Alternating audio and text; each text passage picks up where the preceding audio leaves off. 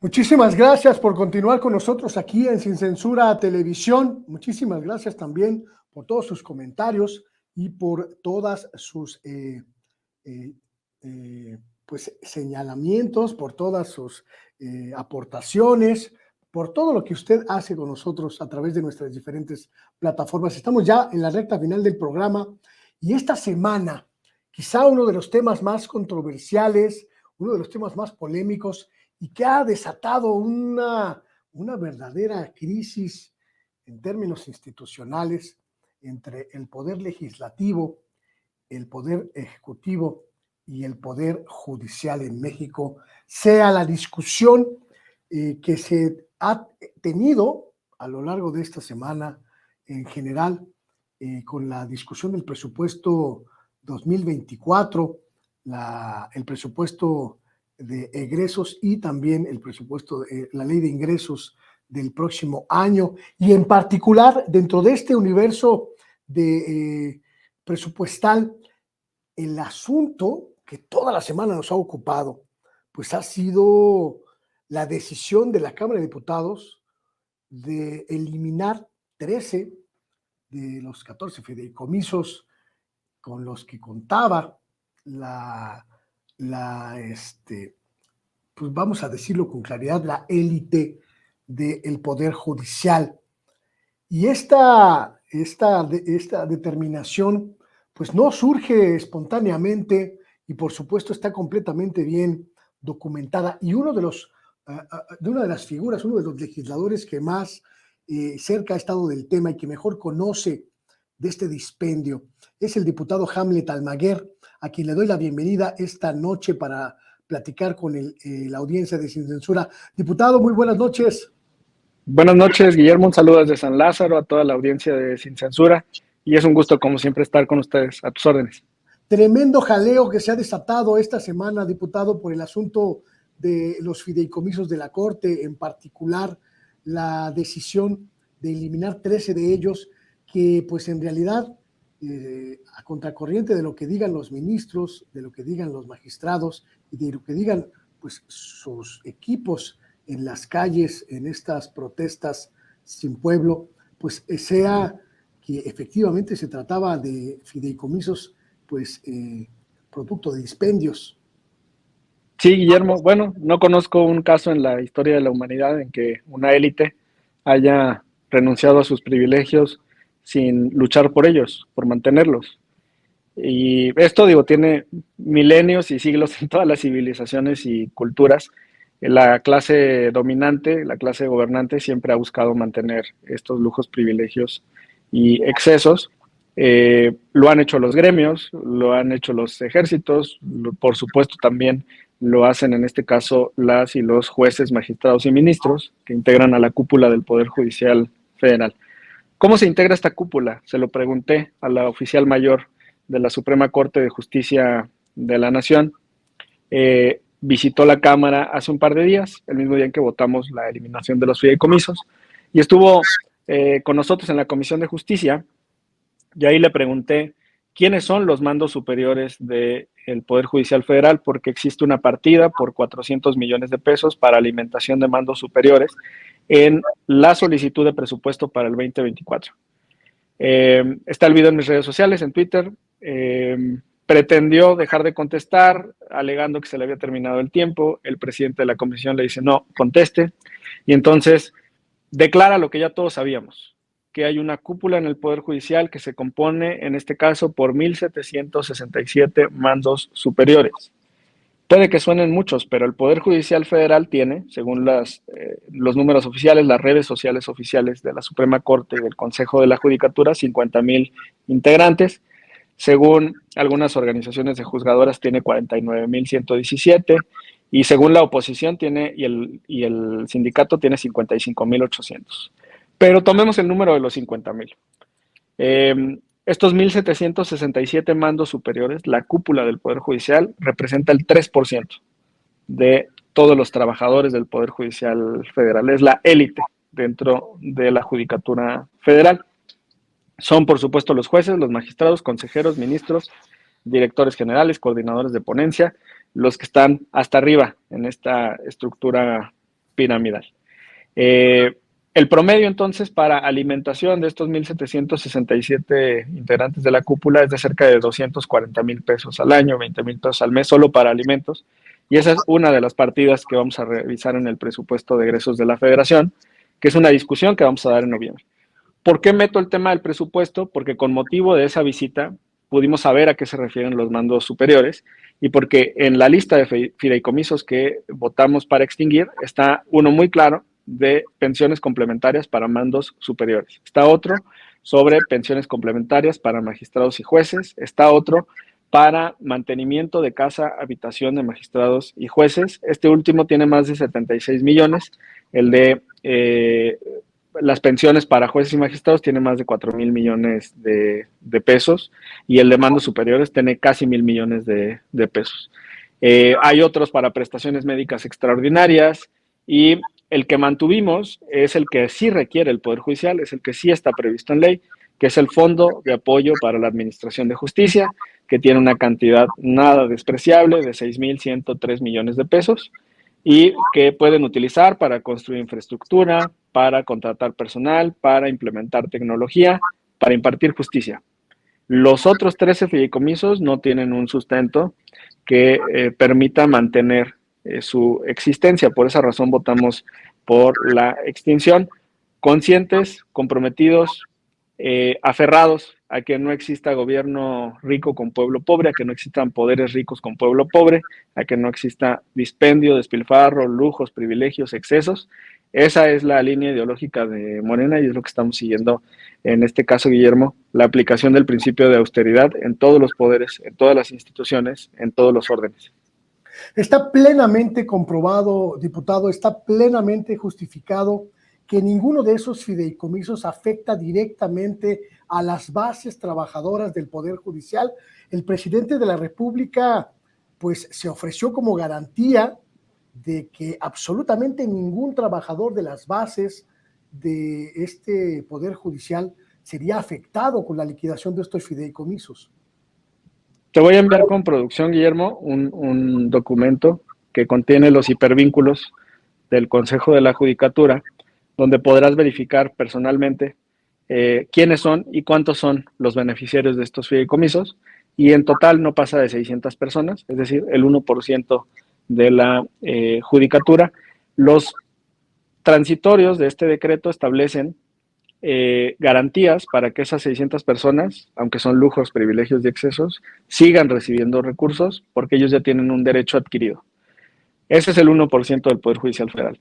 Los otros 54,000 trabajadores no tienen acceso a estos fideicomisos, no tienen derechos adquiridos sobre ellos, no reciben recursos de estos fideicomisos, Guillermo.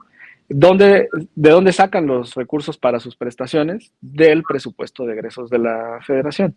Y ahí vamos a ser cuidadosos en vigilar que cada una de las partidas pues estén focalizadas en eliminar los lujos en la cúpula del Poder Judicial y no toquen a los trabajadores en sus derechos, como lo mencionas en la base trabajadora del Poder Judicial.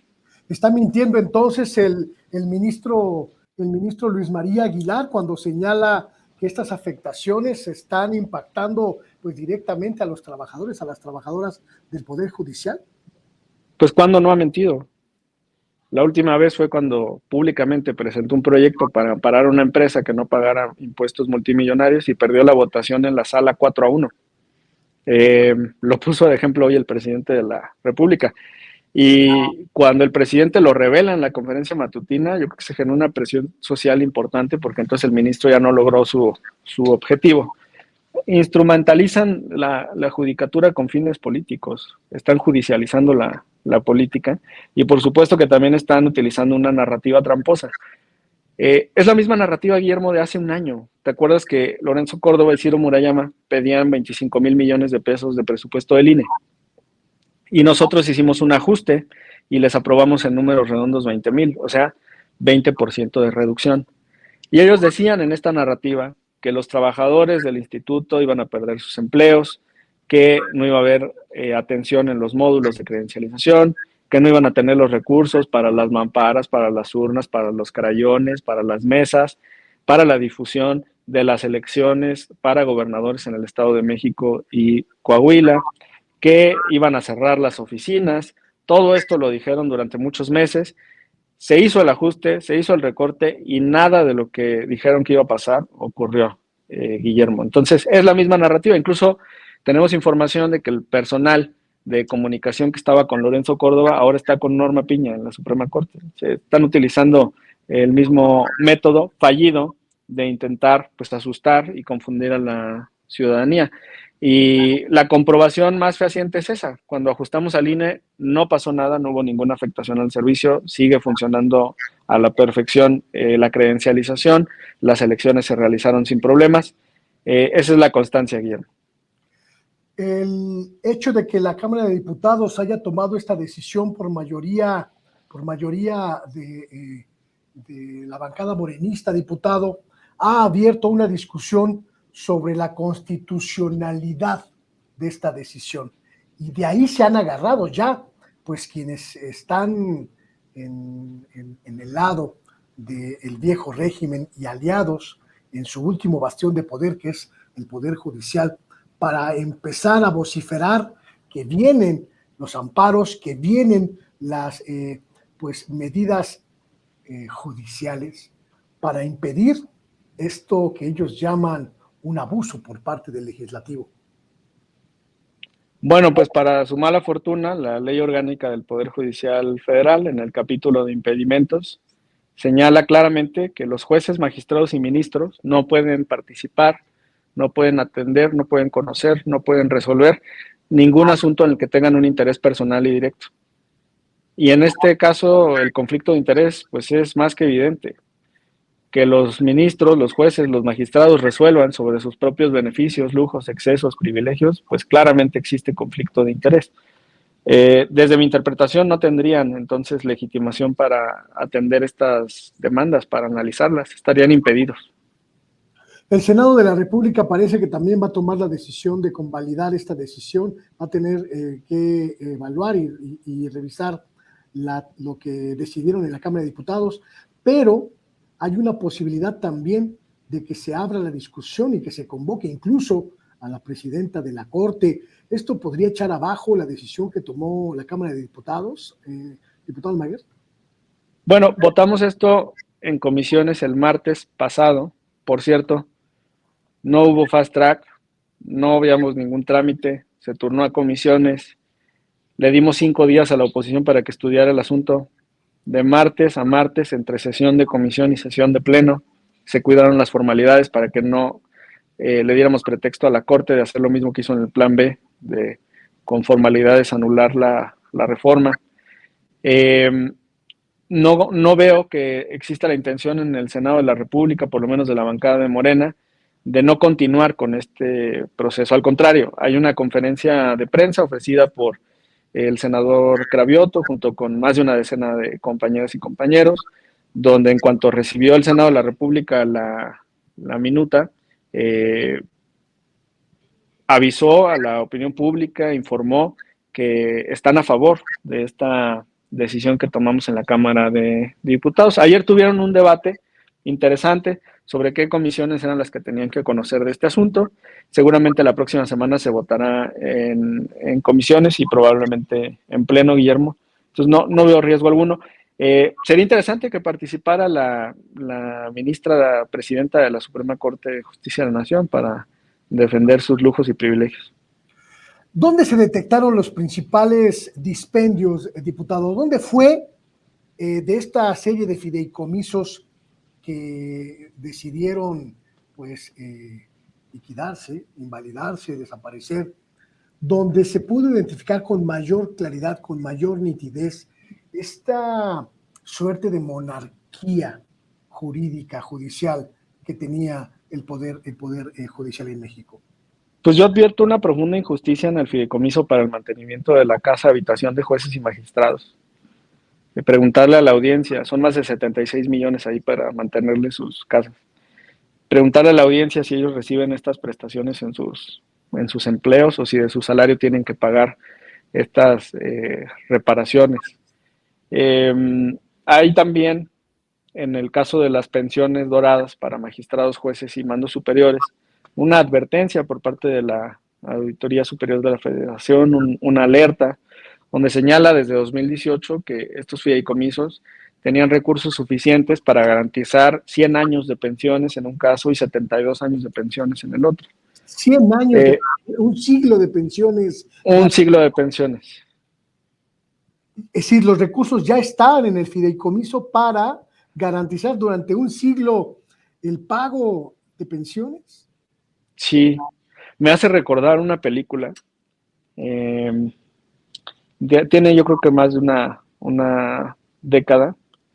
Creo que es El precio del mañana, ¿cómo se llama? Y se trata de una civilización, ya el futuro de la humanidad, en el que ya no se paga con dinero, sino con tiempo.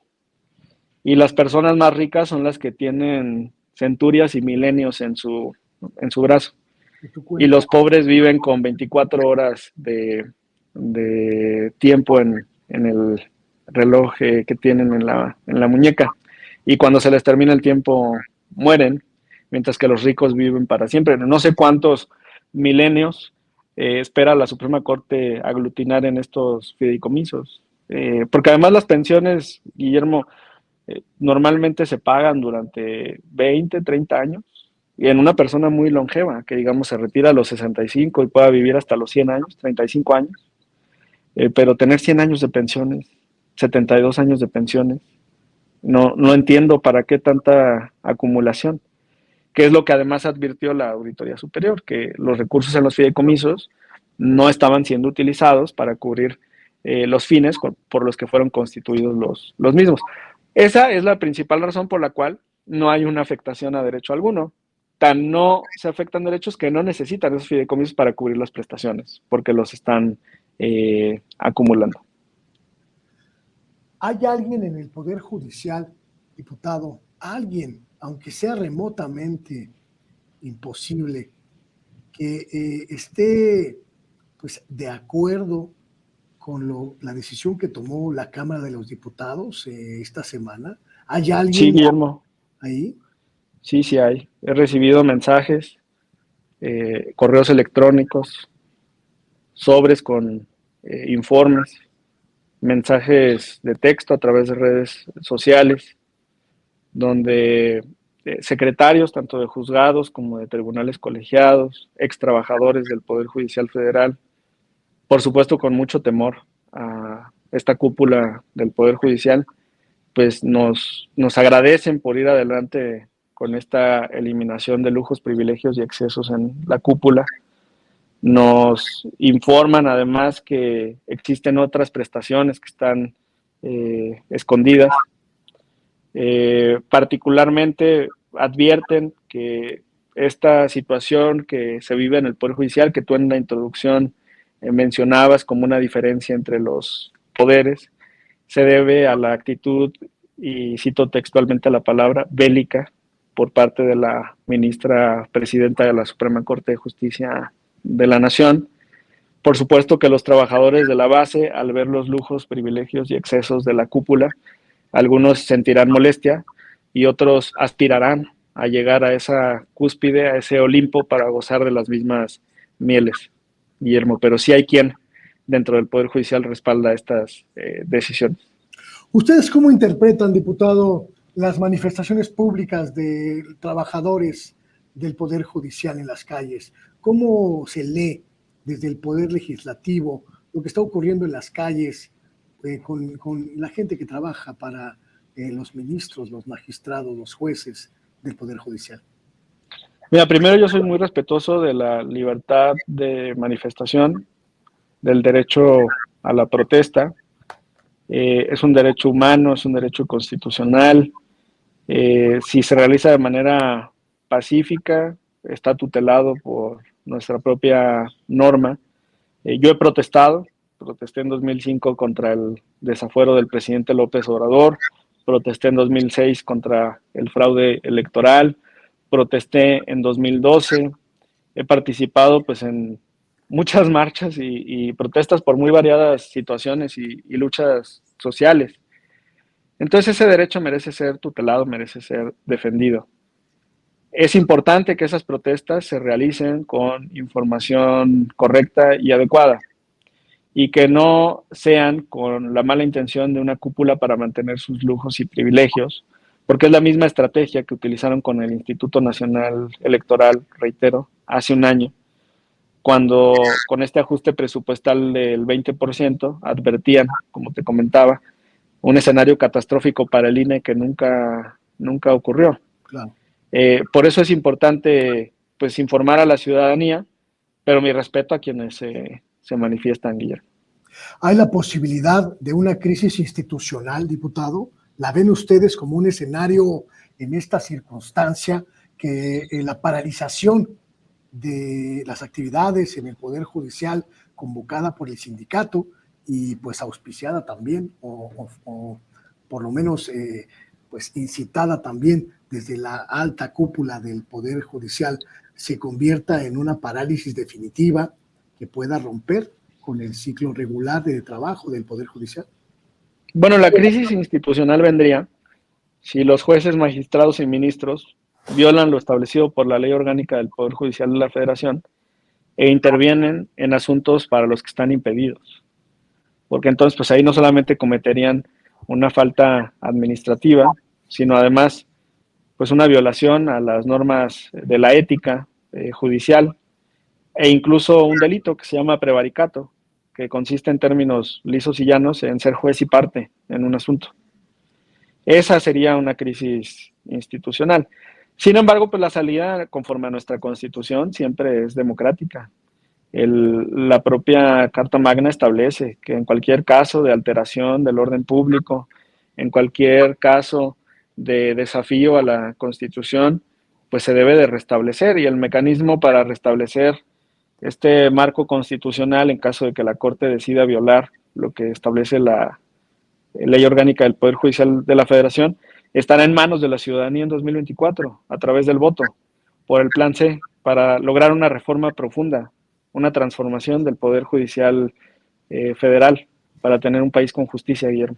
Mientras eso ocurre, mientras llegamos a 2024, seguramente vamos a tener algunos meses con estas controversias, diputado, y hay la posibilidad real, porque ya ocurrió, esto ya prácticamente lo tenemos en el guión, que estas decisiones del legislativo son echadas abajo a través de controversias constitucionales, a través de amparos, a través de cualquier tipo de procedimiento jurídico, y en este caso la Suprema Corte trae la voz cantante en el tema. ¿Cómo le van a hacer para que esto que ustedes definieron y decidieron por mayoría democráticamente electa no sea echado abajo? Bueno, pues nosotros solicitamos el respaldo de la ciudadanía a la legitimidad democrática que tiene el Congreso. La decisión que tomamos de anular estos fideicomisos que tienen dentro de sí estos lujos, privilegios y excesos, pues tiene un fundamento en el plan, en el proyecto, en la plataforma electoral por la que votaron millones de ciudadanos, tanto en 2018 como en 2021. Esa es la razón por la que estamos avanzando en esta agenda de transformación. Por supuesto que el pueblo de México es quien puede ayudarnos a que se conozca la realidad de este asunto y a que las personas que han sido desdeñadas por los tribunales, aquellos que alguna vez acudieron a plantear una injusticia y solo recibieron desdén por parte de algunos malos juzgadores, pues adviertan la realidad de cómo funciona este Poder Judicial. Ayer veía un video de un compañero, Eder Guevara, en su cuenta de X, de Twitter, donde en una plaza pública un grupo de trabajadores del Poder Judicial Federal se manifestaban y al mismo tiempo estaban familiares de víctimas de feminicidios, me parece que ese era el delito, y una madre muy molesta les grita a los trabajadores que ella está allí en ese plantón, en esa plaza principal de algún municipio del país, por el Poder Judicial. Y entonces con mucho coraje, con mucho sentimiento, pues comienza a gritarles y a regañarlos prácticamente por lo que habían realizado. Entonces, como bien dice el presidente de la República, no ha habido una defensa de derechos desde el Poder Judicial Federal y ahora pues sí pretenden defender sus lujos y privilegios otra vez para esta cúpula, Guillermo, pero la salida de mediano plazo es esa, la del Plan C en 2024.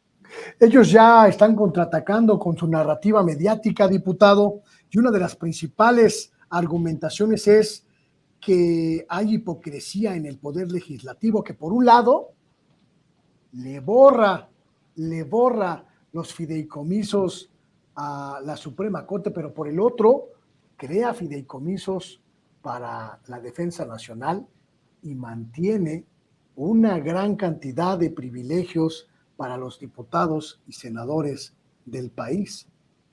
Sí, primero abordo el segundo punto porque creo que es el de mayor interés.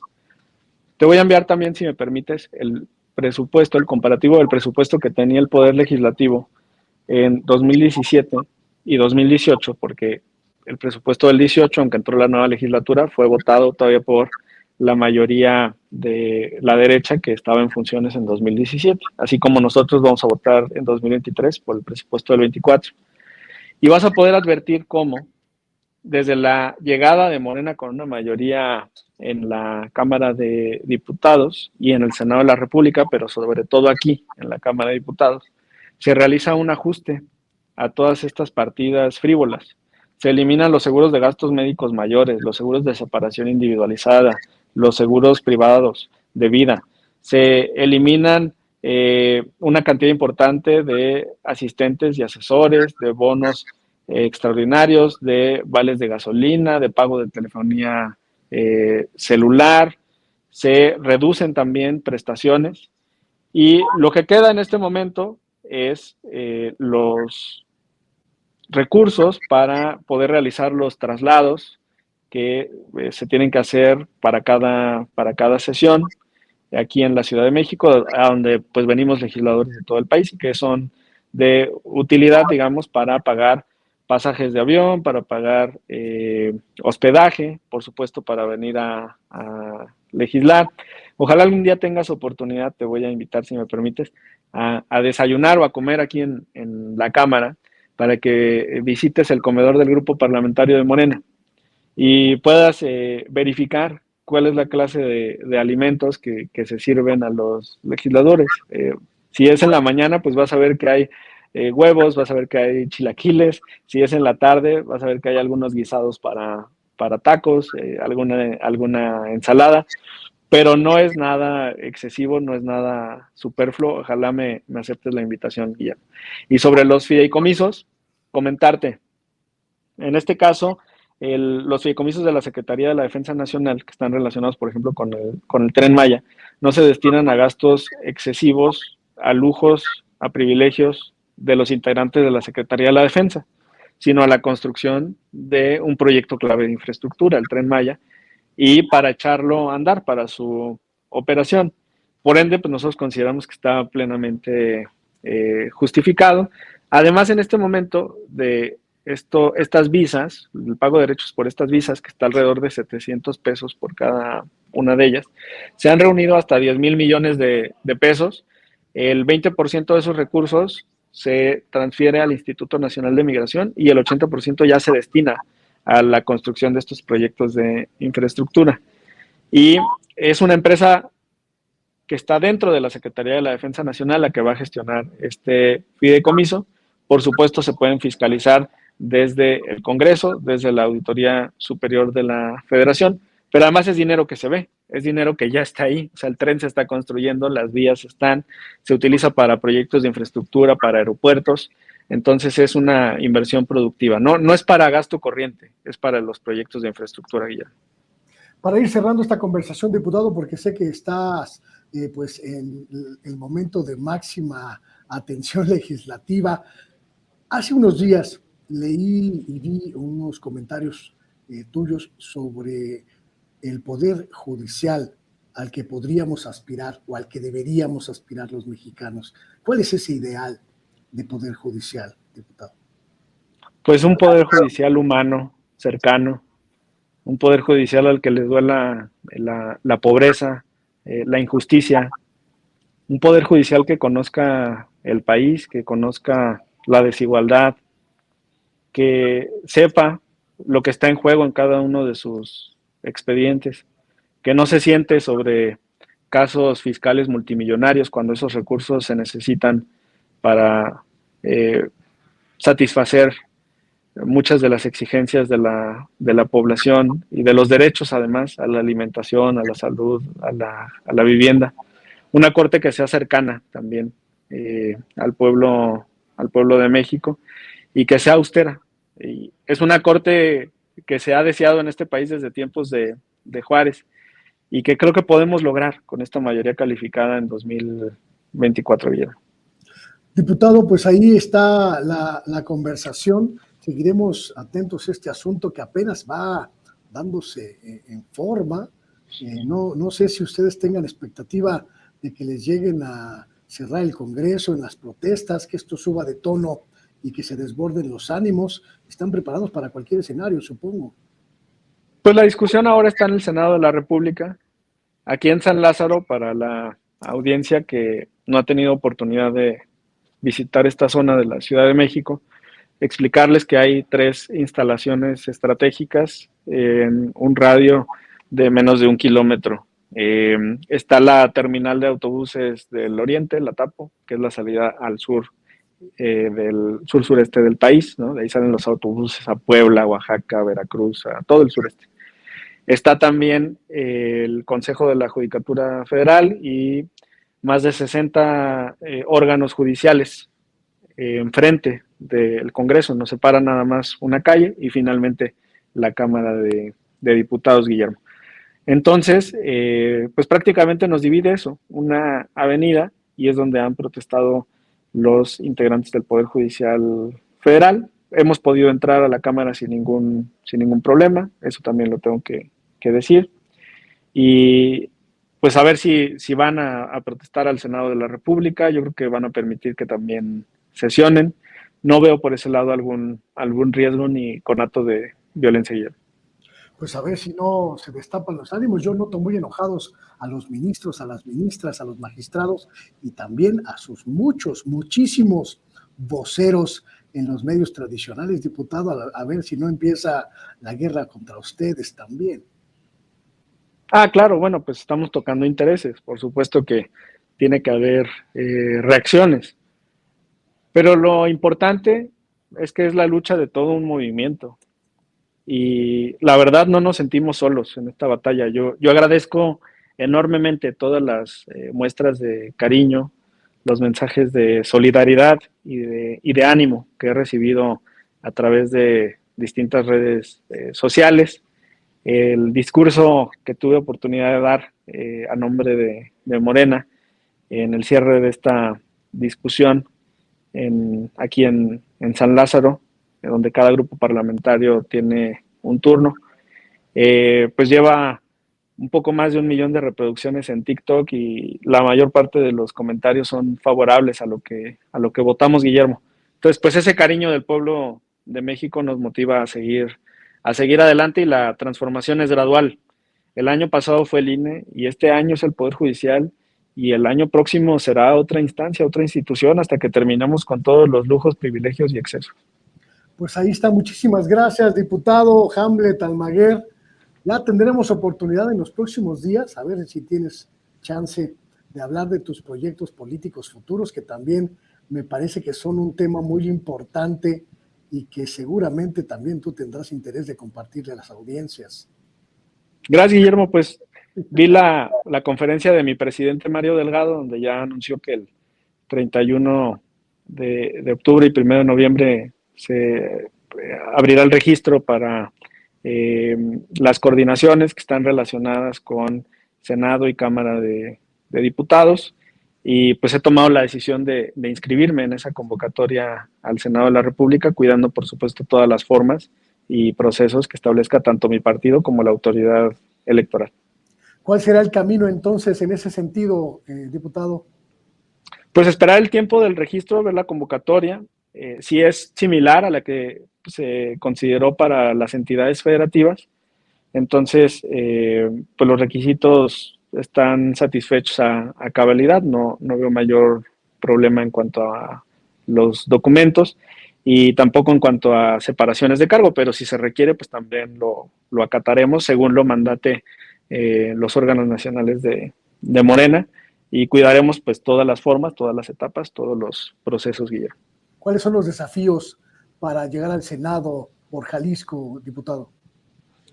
Pues para el movimiento, no hablo aquí a título personal, hay perspectivas muy favorables, las encuestas favorecen a Morena en Jalisco, la marca está muy fuerte, la ciudadanía tiene pues ya un hartazgo respecto a los gobiernos de movimiento ciudadano, vamos a crecer, crecimos en 2021 respecto a 2018 y seguiremos creciendo en 2024 respecto a 2021. El reto, Guillermo, es emparejar la boleta presidencial con lo que ocurre en los demás cargos. Y estos son datos, son números. En la elección de 2018, el presidente López Obrador tuvo 1.460.000 votos en Jalisco. Los diputados federales tuvieron un poco más de 1 millón de votos.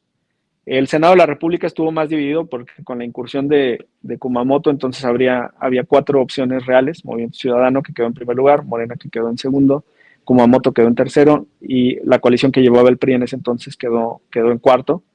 Se fraccionó, digamos más. Eh, Ahora Kumamoto tiene un partido local que no lo podría postular de nueva cuenta al Senado de la República y no creo que busque una vía independiente teniendo un partido local. La Cámara local, el Congreso local, tuvo también cerca de 1 millón de votos y la boleta que estuvo un poco más floja fue la de gubernatura, donde fueron cerca de 800.000, con un diferencial muy importante respecto de la boleta presidencial. Entonces, el reto para Morena es ese, emparejar de tal forma que el apoyo que se dé a la boleta presidencial también se refleje en las otras. Esos son nada más datos estadísticos y es el reto que tenemos como movimiento. Guillermo. Pues excelente noticia la que nos compartes en exclusiva aquí en Sin Censura Televisión. Ya iremos platicando en las próximas semanas. Diputado, me parece que hablar de una candidatura al Senado por un personaje como tú, con esta trayectoria de lucha, pero sobre todo congruencia, es muy bueno para Jalisco, sobre todo por la circunstancia de aquella entidad, estos años que han sido verdaderamente catastróficos con el gobierno de Enrique el Führer Alfaro. Pues el Senado requiere un relevo generacional también, Guillermo. Aquí tampoco hablo en un aspecto individual, pero ustedes lo han visto, Sin Censura lo ha visto, la ciudadanía. En realidad el mayor dinamismo en la Cámara pues ha sido a raíz de la confianza que tuvo el movimiento y la dirigencia en este relevo generacional y pues ahí está Julieta Ramírez, está Andrea, está Torruco, está Miguel también Carrillo de Puebla, está Berenice de Nuevo León. Es decir, pues estamos muy contentos y satisfechos con el trabajo que se ha hecho en estos 2 años y yo espero que también se dé el relevo generacional en el Senado, Guillermo. Pues ahí estaremos observando, mi estimado diputado Hamlet Almaguer. Muchísimas gracias por tu tiempo y también por todas las explicaciones que nos permiten entender lo que está pasando con el asunto de los fideicomisos. Y mucha suerte, mucho éxito y muchísima buena fortuna en las nuevas aventuras políticas. Aquí seguiremos atentos a tu trayectoria. Gracias, Guillermo. Buenas tardes. Saludos a la audiencia. Hasta pronto. Ahí está el diputado Hamlet Almaguer, diputado por Morena, quien está en el centro del debate, le decía yo, sobre los fideicomisos y esta cuestión de, pues mire, como dijo el presidente de la República, quitar las caretas en esta discusión en la que los ministros, las ministras de la Corte juegan a querer confundir sobre la naturaleza de estos recursos, el destino de estos recursos y los beneficiarios directos de estos recursos. El diputado Almaguer pone pues en claro el asunto: ningún trabajador ningún trabajador de las bases del Poder Judicial se vería afectado con la desaparición de estos fideicomisos que benefician principalmente a las élites, esas élites del Poder Judicial que ya de por sí concitan los más importantes y concentran, acaparan los más importantes beneficios económicos, salariales y de prestaciones regulares del Poder Judicial.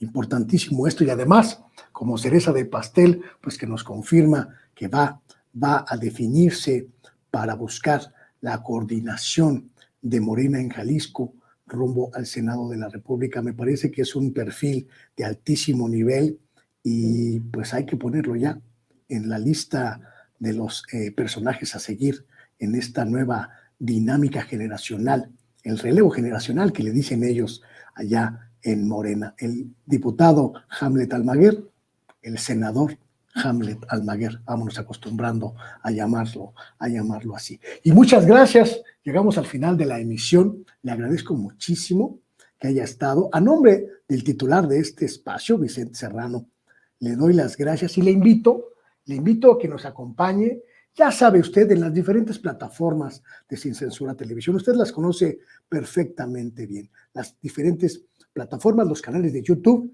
que usted tiene a su disposición, Sin Censura TV, Sin Censura Presenta y Sin Censura Media o Sin Censura Media, que están ahí para que usted se conecte, opine, comente y nos haga llegar su punto de vista. Y también las redes sociales de Vicente, @Vicente Serrano en ex Twitter, Sin Censura Vicente Serrano, todo con guión bajos en tweets, Sin Censura TV en Facebook y Sin Censura Vicente Serrano también con guiones bajos en Instagram.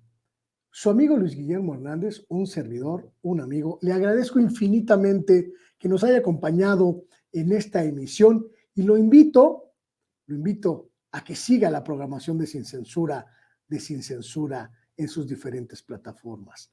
Muchísimas gracias por su tiempo, muchísimas gracias por su apoyo. Buenos días, buenas tardes o buenas noches. Hasta luego.